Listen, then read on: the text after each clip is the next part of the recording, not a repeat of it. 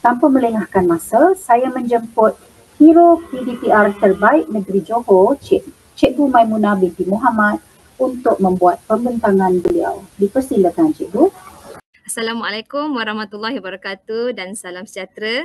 Jadi saya diberi amanah oleh bahagian BPK untuk membentangkan pelaksanaan catch-up plan saya sepanjang bermulanya 9 Januari 2021.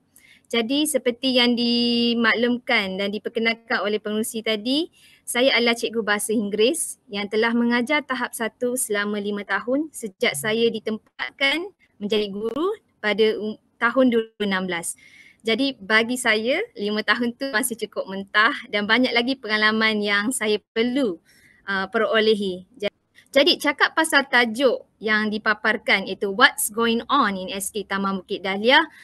Jadinya semua mesti tertanya-tanyalah apa yang terjadi dekat Sekolah Kebangsaan Taman Bukit Dahlia ini.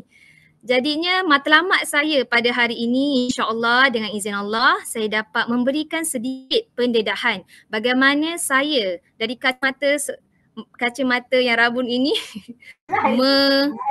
membentangkan dan membuat pelaksanaan catch-up plan fasa 2 saya.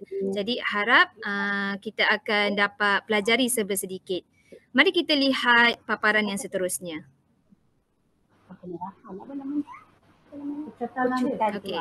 Jadinya, untuk memulakan pembentangan ini, saya akan memperkenalkan kepada para hadirin tentang latar belakang kelas yang saya nak terangkan pada hari ini.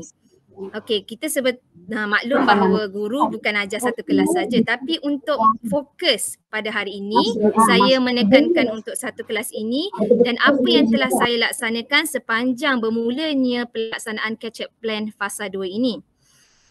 Jadi saya harap dengan fokus satu kelas ini, dia boleh memberi tuan-puan fokus dan dapat melihat susunan perancangan saya dalam PDP harian dengan lebih jelas, insya-Allah. Jadi mari kita tengok kelas tahun 1 satu UPSI. Ya, saya mengajar bahasa Inggeris tahun 1 dan bilangan murid yang berada dalam kelas ini adalah seramai 34 orang dan kita tahu bermulanya naik sekolah 2022 ini tiada penggiliran. Maka dengan 34 orang itu saya berjumpa dengan 13 murid perempuan dan 21 murid lelaki setiap hari. Dan pada akhir tahun 2021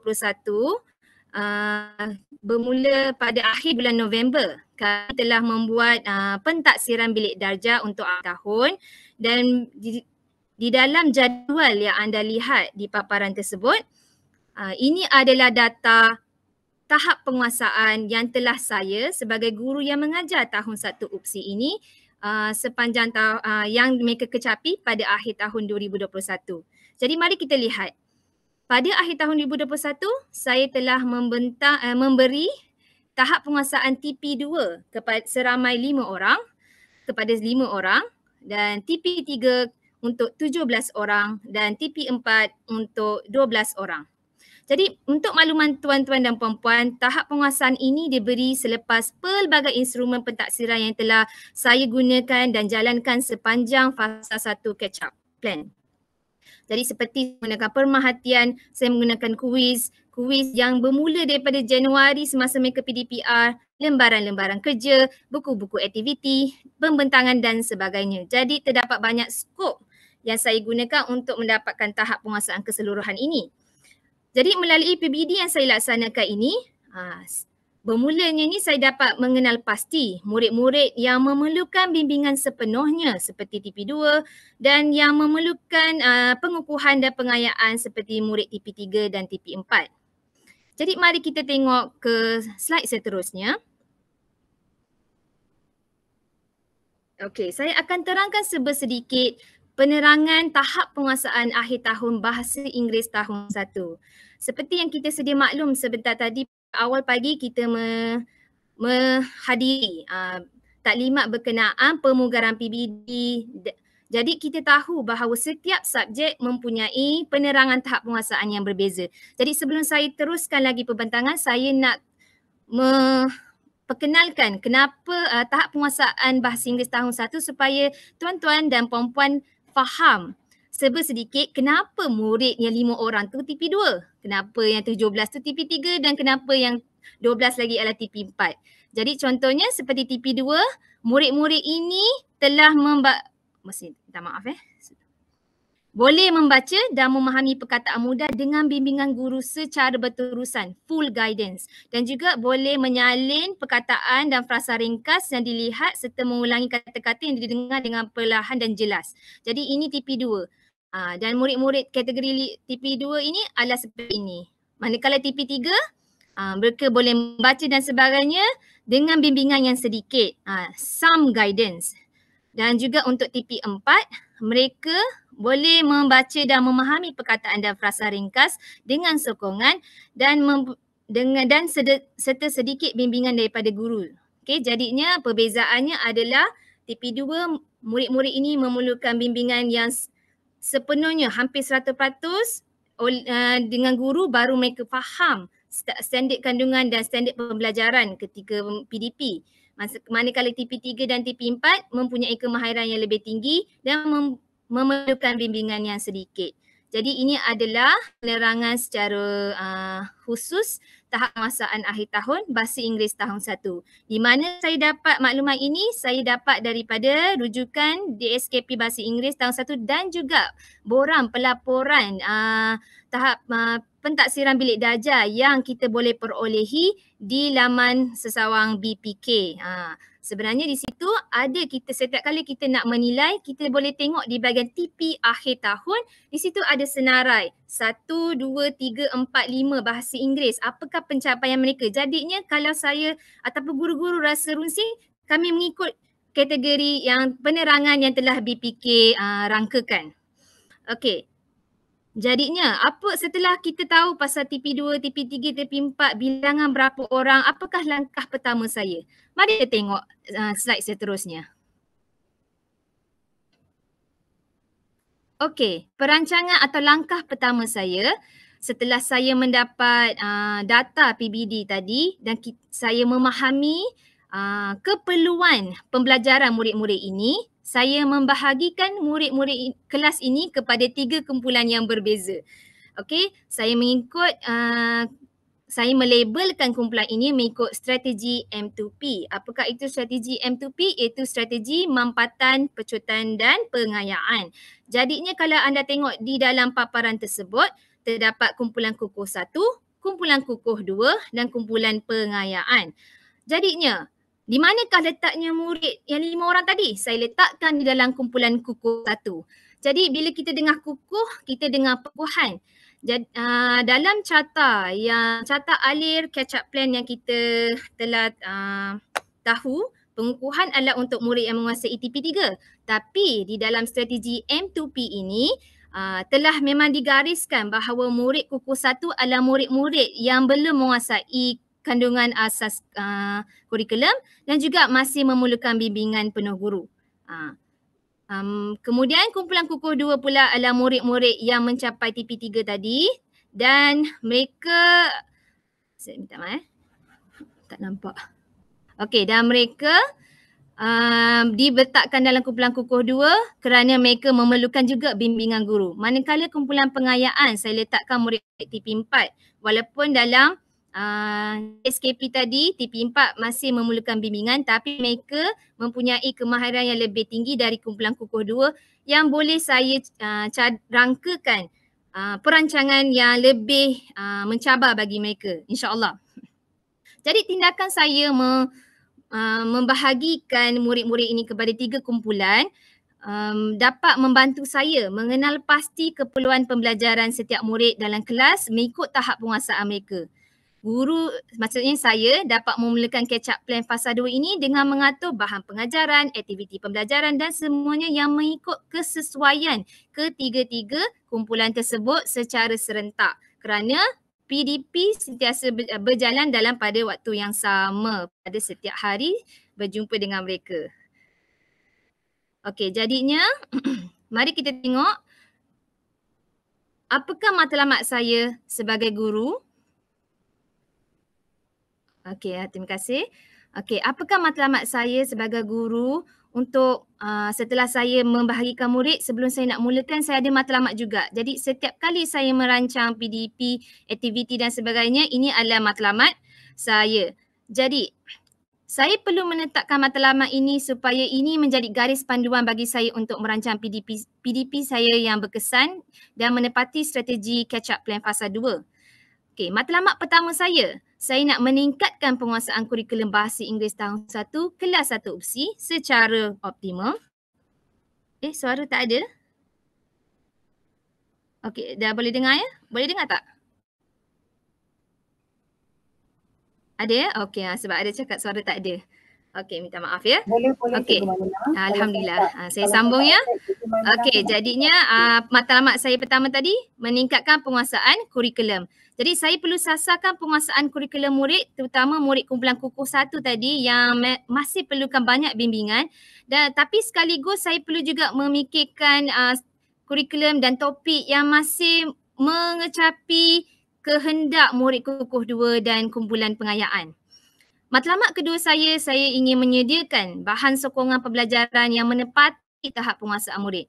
Jadinya setiap kali saya nak buat PDP, saya tahu ada kekangan masa kerana satu hari dalam 1 jam berjumpa dengan murid seramai 34 orang, bagaimanakah saya perlu mencari bahan yang sewajarnya untuk mereka melaksanakan dalam tempoh waktu 1 jam yang singkat itu, pada masa sama mencapai objektif dan juga mencapai kehendak tahap penguasaan mereka.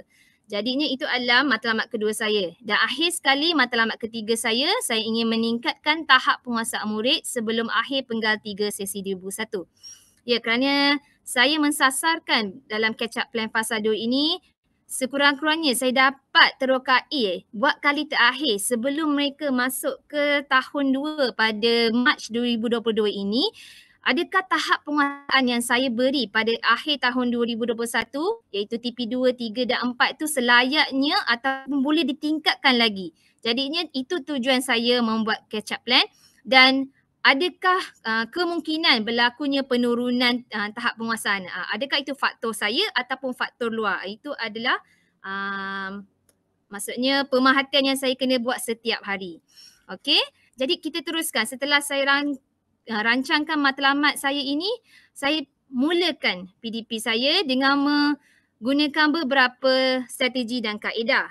Strategi yang saya gunakan adalah strategi M2P, iaitu mampatan, pecutan dan pengayaan.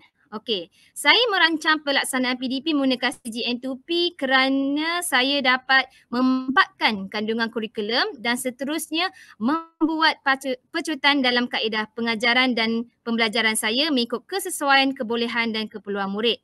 Maksudnya saya memampatkan tu maksudnya apakah topik-topik yang boleh dimampatkan dalam PDP saya harian supaya saya boleh kejar murid-murid yang kukuh 1 ni untuk capai seminimum yang boleh, manakala memberi murid-murid kukuh 2 dan kumpulan pengayaan tadi aktiviti tambahan yang memberi mereka galakan dalam peningkatan tahap penguasaan mereka.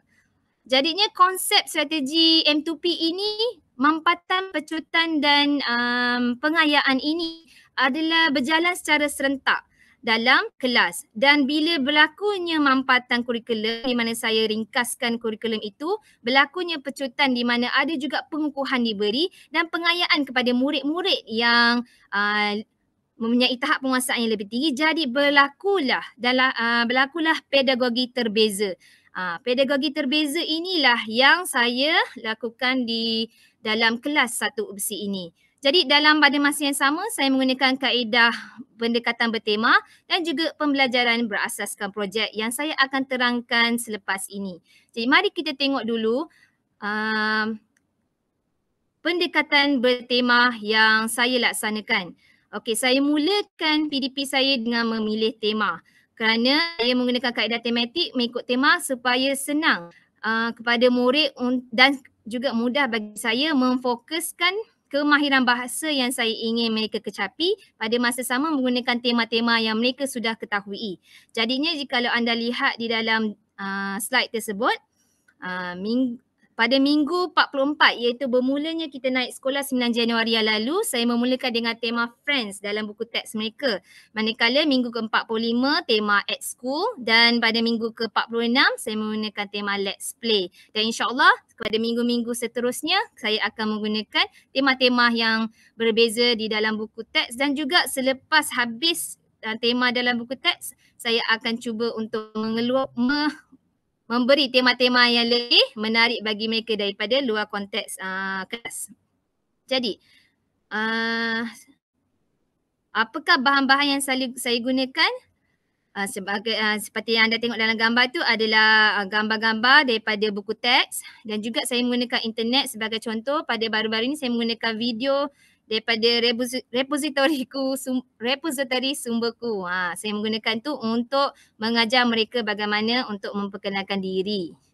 Okay, jadi mari kita tengok pula selepas saya menjalankan PDP secara bertema, bermulalah saya mengamalkan pedagogi terbeza. Okay, ini adalah contoh pelaksanaan pedagogi terbeza yang saya jalankan di dalam kelas. Jika anda lihat latih to be yang berlainan aras bagi setiap kelompok. Maksudnya saya menyediakan kita ada 3 kumpulan dalam kelas. Jadi kumpulan kukuh 1, kumpulan kukuh 2 dan kumpulan kukuh 3. Jadi setiap lembaran kerja direka untuk menepati objektif pembelajaran di samping memenuhi keperluan pembelajaran murid ini. Jadi mengikut tahap kognitif dan kemahiran bahasa mereka yang berbeza, saya dapat kecapi satu objektif pembelajaran yang sama. Okey, kita tengok satu-satu gambar ni ke slide seterusnya. Saya akan fokuskan pada kotak warna kuning tu pada slide seterusnya. Okey, inilah kumpulan kukuh 1. Jadinya ini pada kelas ini saya mengajar berkenaan dengan tajuk temanya ialah at school, berkenaan alat-alat tulis yang mereka pelajari dalam bahasa Inggeris. Tapi fokus standard pembelajaran topik tu saya nak mengajar balik dan ulang kaji balik penggunaan have got dan haven't got. Okey, konsep ada dan tiada. Jadinya pada murid kukuh 1 yang kita tahu tadi mereka mempunyai TP2. Jadi saya membuat lembaran kerja khusus bagi mereka dengan menyediakan pilihan jawapan dan mempercepatkan pemahaman mereka sebab mereka cuma memerlukan kemahiran membaca saja untuk menjawab lembaran kerja ini. Tak perlu nak tulis, tak perlu nak salin dan sebagainya sebab saya nak fokuskan adakah murid ini faham have dan haven't got tu. Maksud have dengan haven't tu. Okey, jadi alhamdulillah bila saya buat macam ni dan sebelum saya bagi lembaran of course lah saya akan mengajarkan. Jadi dekat waktu saya mengajar tu saya selalu fokuskan have, haven't, have, haven't dan alhamdulillah ada sedikit peningkatan bagi beberapa murid kukuh 1 ini bila saya bagi mereka lembaran kerja yang sebelum ni pada ujian sumatif ataupun ujian formatif saya buat pada tahun lepas mereka tak dapat nak tangkap konsep ni dan tiba-tiba cikgu have ni ada kan, H-A-V-E. Kadang budak ni ada murid ni mungkin ada masalah baca tapi dia tahu huruf. Dia tahu baca huruf. Jadi H-A-V-E ni ada kan cikgu? Jadi bila ditangkap tu pun alhamdulillah saya dah tahu mereka at least nampak bentuk have tu bermaksud ada. Jadinya ini adalah untuk kumpulan kukuh 1. Kemudian kita tengok pula kumpulan kukuh 2. Bagaimana beza dia? Sikit je beza dia. Bezanya saya mengaplikasikan kemahiran membaca bagi mereka dan juga kemahiran menulis. Maksudnya mereka apa yang mereka kena baca? Mereka baca pasal gambar. Gambar ruler, pensel, rubber ni mereka dah tahu sedikit kita dah belajar dalam tempoh minggu yang sebelumnya atau hari yang sebelumnya. Jadinya sekarang ni saya nak tahu adakah mereka tahu dan boleh tulis have dengan haven't tu. Okey, jadinya alhamdulillah di situ. Kita tengok yang perlukan bimbingan dan tidak perlukan bimbingan. Kemudian kita tengok pula kumpulan kumpulan pengayaan. Okey, kumpulan pengayaan saya berikan mereka ayat yang lebih got tadi untuk kumpulan kukuh 2 mereka perlu tulis have dengan haven't je. Tapi untuk kumpulan pengayaan saya suruh mereka untuk menulis haven't got dan have got. Ada tambahan perkataan. Kenapa saya tak bagi kosong je? Sebab kerana almaklum saya mengawal 34 murid, jadi pada masa yang sama saya fokuskan apa yang saya nak capai pada objektif tersebut. Okey, jadi ini adalah pedagogi terbeza yang saya lakukan di dalam kelas. Ada juga contoh seterusnya yang saya akan tunjukkan, iaitu contoh yang kedua. Yang ini adalah hampir sama, cuma berkenaan dengan nombor. Jadi kalau anda lihat dalam kumpulan kukuh 1 tadi, dalam kumpulan kukuh 1 di dalam paparan ini, saya menggunakan, tengok mereka tak protes pun. Apa yang saya suruh mereka buat ialah, okay, match the numbers with the word, the shape of the word. Okay, jadinya kumpulan kukuh 2 pula mereka perlu mengira.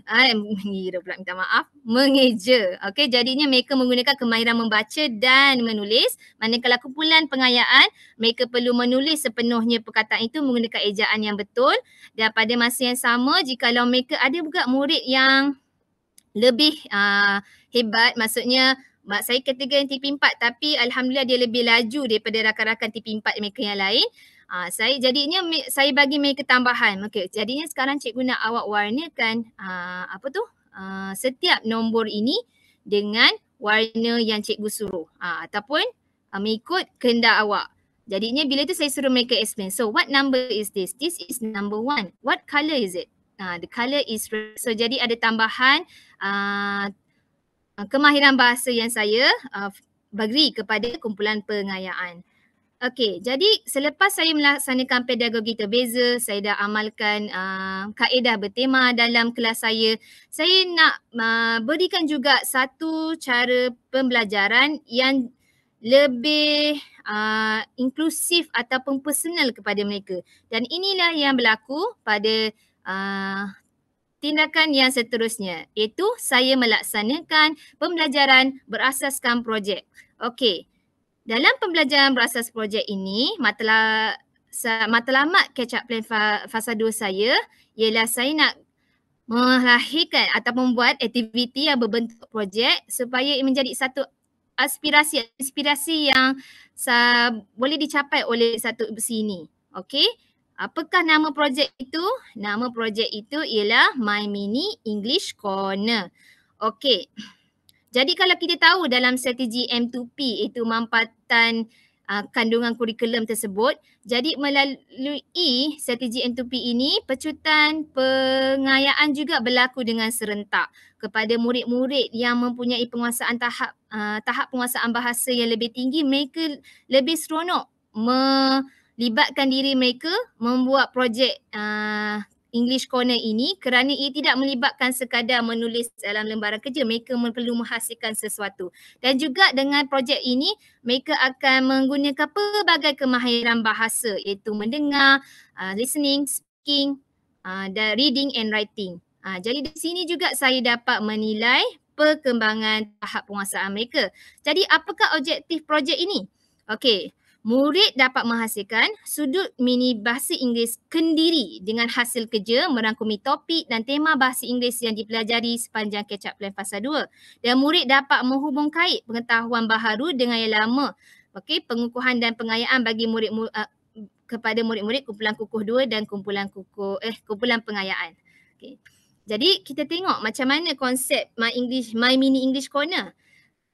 Kita tahu pasal gallery walk kan, di mana kita suruh murid tampal-tampal dekat dinding. Okey, jadi kita tengok murid hasil kerja murid. Tapi saya tahu dengan kekangan nak mematuhi SOP standard operational COVID-19 sekarang ni, kita tak boleh murid nak renyah-renyah pergi tempat lain rapat dengan kawan. Jadi saya fikir macam mana saya boleh buat gallery walk dengan cara yang lebih teratur dan lebih menyeronokkan. Jadi saya buatkan projek Mini English Corner ini di mana setiap murid diberi satu sudut kecil menggunakan kad manila. Saya lipat, kemudian saya potong satu garisan lipatan tersebut. Kemudian Mini English Corner ini digunakan oleh murid untuk memenuhkan dinding-dinding sudut mereka dengan hasil latih tubi mereka ataupun aktiviti yang saya akan jalankan sepanjang sesi PDP ini.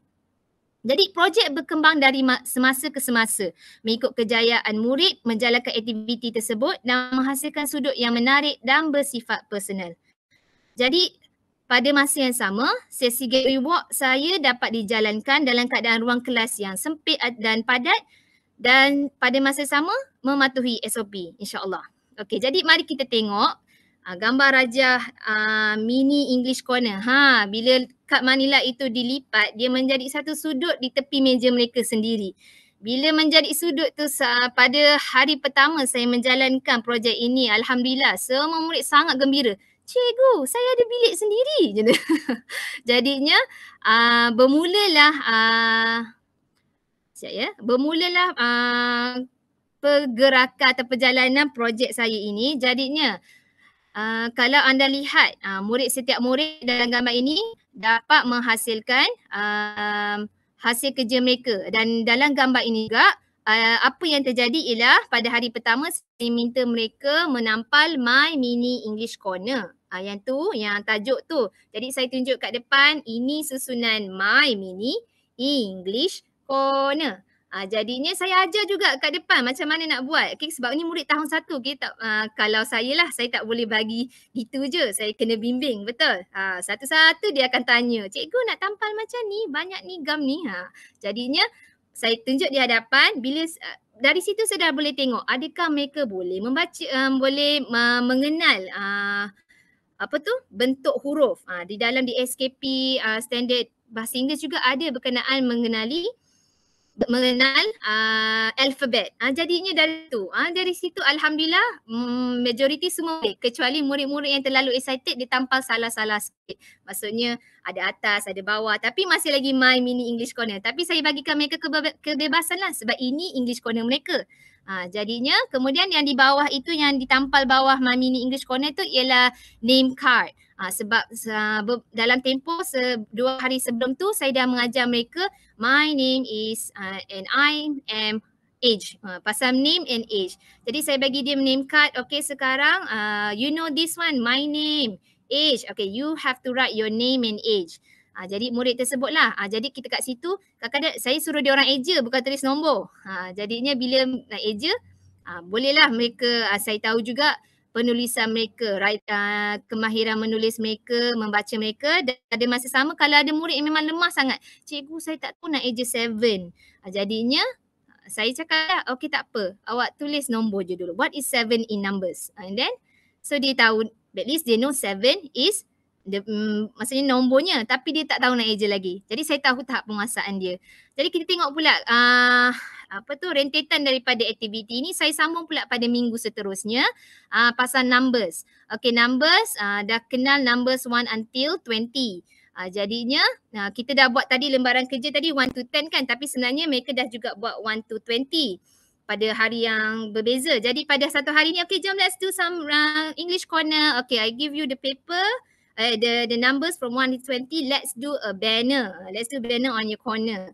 Okay, jadinya dia orang buat. Jadi pelbagai pada masa sama berlakunya pentaksiran ataupun pentaksiran rakan sebaya, di mana kadang murid tengok kawan sebelah kan buat, awak buat salah. Kadang-kadang ada juga murid yang saya dah kategorikan mereka murid pengayaan, tapi sebab mereka ialah murid tahun 1 kan, dia suka bermain. Jadi bila mereka susun salah. Memang betul-betul salah, tak ikut urutan. Cakap, ni murid TP4 ni saya tahu dia boleh cakap speaking, tapi dalam projek ni lah dia nak buat salah kan. Tapi apa yang saya buat, okay, can you write number 1 until 10 one more time under the flag? Maksudnya saya nak pastikan betul ke ni awak ni langsung tak tahu, betul kan? And then he write number 1 until 20 very correct. So jadinya cuma hasil projek dia tak seperti yang dijangkakan lah sebab dia main-main masa tu. Tapi saya ada backup plan lah. Okay, tak apa. Yang tu ini corner awak, tak apa. Tapi awak kena susun balik. Ini objektif ni. Awak kena tahu macam mana susunan nombor 1 until 20. Okay, alright. So jadinya setelah saya buat projek dan sebagainya, saya pun mulakan penilaian PBD saya. Okay. Jadinya pelaksanaan PBD yang saya jalankan sepanjang catch-up plan ini, saya membuat penilaian secara pemerhatian dan penulisan dan merekodkan perkembangan murid dalam mencapai tahap penguasaan kandungan kurikulum mereka. Jadi hasil kerja murid dalam aktiviti intervensi ataupun pengukuhan yang dinilai disimpan sebagai bahan bukti. Okay, rekod murid dalam setiap PDP juga dicatatkan jika ia memberi impak dan peningkatan tahap penguasaan mereka. Jadinya macam projek tadi, kalau anda perasan, projek tu lepas siap boleh lipat. Tak perlu nak simpan di tempat ruang yang terlalu banyak. Bila mereka dah buat, mereka lipat balik, saya boleh simpan, bawa tanda kat bilik guru. Itu konsepnya, itu pun menjadi bahan bukti saya untuk pelaksanaan PBD bagi fasa 2 ini. Jadinya,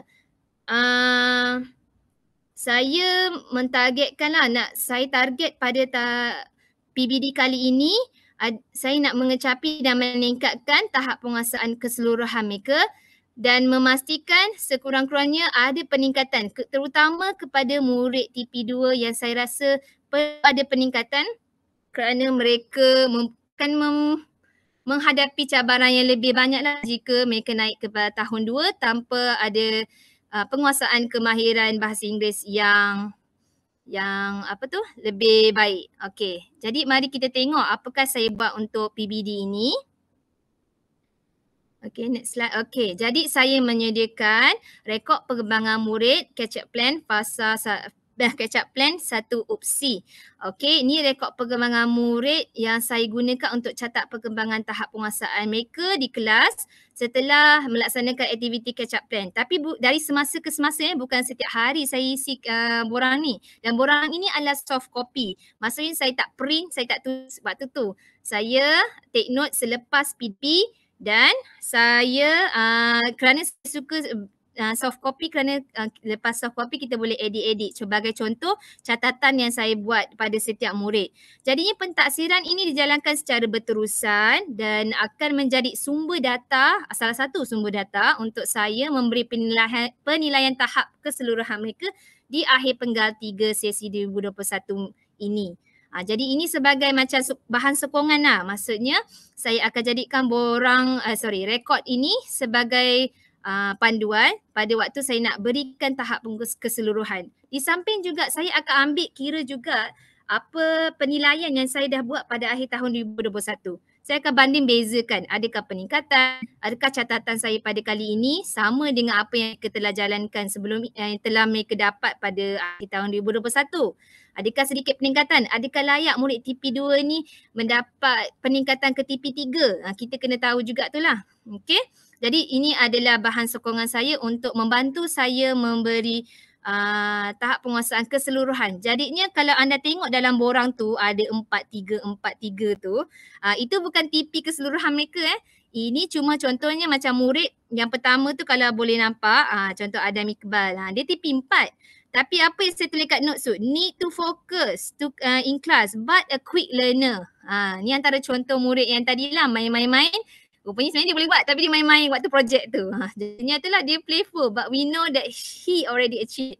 Cuma nota tu membantu saya. Contohnya saya kalau sebab dia asyik main-main dan dia tak menunjukkan contoh yang baik untuk kawan-kawan dan tak dapat nak guide kawan-kawan, saya tak boleh nak bagi lebih dari TP 4 sebab maksudnya TP 5 dan TP 6 kerana TP 4 dan TP 5 dan TP 6 dalam DSKP dan juga panduan BPK mempunyai kriteria di mana mereka boleh jadikan contoh. Jadinya kita kena tahu juga tu. Jadi kalau rakan-rakan guru yang sedang lihat, kalau tak tahu sangat bagaimana nak menilai murid, tengok saja pada pelaporan online yang selalu kita kena isi tu di bahagian TP tu. Ada penerangan. Dekat situ kita boleh jadi guide untuk kita tengok murid kita. Okey, jadinya setelah saya buat ini, tindakan saya di dalam kelas adalah seperti berikut. Next slide. Ini adalah pelaksanaan PBD saya sepanjang catch-up plan fasa 2 ini. Yang pertama, saya melaksanakan PDP di dalam kelas mengikut perancangan yang saya buat dan menggunakan konsep catch-up plan. Maksudnya di dalam RPH saya tulis kumpulan 1 buat apa objektif dia, kumpulan 2 apa dan kumpulan 3 apa. Dan seterusnya saya menjalankan aktiviti dan tugasan dengan murid. Selepas itu saya menjadikan dan menyimpan tugasan-tugasan dan hasil kerja mereka untuk dijadikan sebagai bahan rujukan dan evidence. Dan pada akhir sekali saya menulis catatan di dalam ruangan impak RPH saya dan juga mencatat tahap penguasaan murid bagi standard kandungan yang dinilai dalam rekod pengembangan murid tadi. Rekod tadilah, kalau ada yang macam saya rasa saya perlu nilai standard ni semula, saya akan rekodkan semula dalam rekod tadi, rekod pengembangan murid yang jadual yang tuan-puan nampak. Jadi saya rasa ini adalah kata perjalanan sejak daripada 9 Januari sehingga semalam 25 Januari 2022 saya menjalankan catch up plan fasa 2. Jadi saya sebenarnya ada lagi lebih kurang 20 minit lagi dan kalau saya next slide ni terima kasih je. Tapi ada tak beberapa persoalan daripada para hadirin sekalian yang boleh kemukakan di chat? Okey, terima kasih kerana mengatakan pengisian rekod perkembangan yang baik, insyaAllah. Okey, jadinya jikalau tidak ada apa-apa soalan buat masa ni, jadi saya ucapkan terima kasih banyak-banyak kerana memberi saya peluang yang bagi saya amat besar kerana ini adalah pertama kali saya membentang di hadapan berapa ramai orang hari ni? Masya Allah. Sangat ramailah dengan pegawai dan bahagian pembangunan kurikulum melihat. Jadi saya harap segala yang saya paparkan ini dapat dijadikan contoh dan memberi ilmu kepada anda. Dan juga saya harap dalam sesi ini juga saya dapat juga feedback atau maklum balas daripada para hadirin sekalian apakah penambahbaikan yang saya perlu buat. Jadi dengan ini terima kasih. Assalamualaikum warahmatullahi wabarakatuh.